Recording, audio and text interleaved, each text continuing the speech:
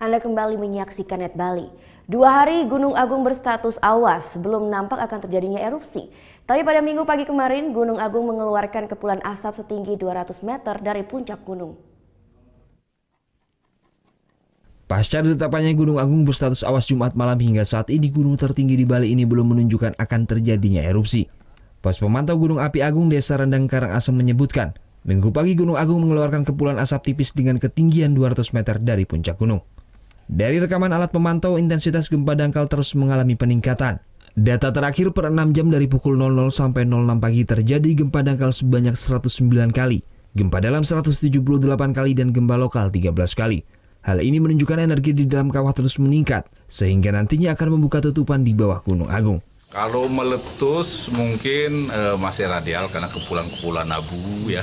Jadi kemudian kalau memang kita mengacu ke 1963, dalam sehari itu sudah keluar, sehari meletus abu, kemudian besoknya keluar lava ya.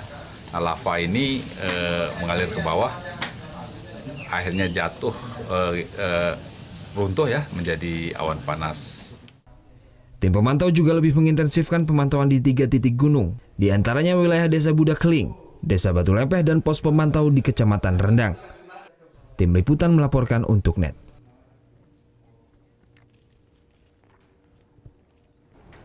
Thank you. Udah selesai nonton beritanya?